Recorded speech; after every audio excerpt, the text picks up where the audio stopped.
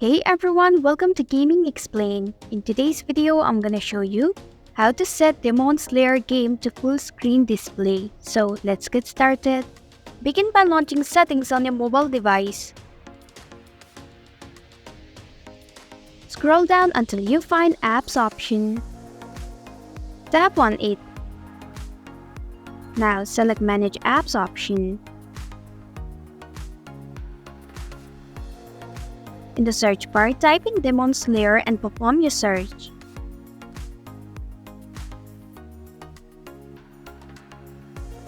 Tap on Demon Slayer game. Scroll down a little and then enable full screen mode option. And that's it. Thanks for watching Gaming Explained. If you like this video, hit the like button and drop a comment with any questions or feedback.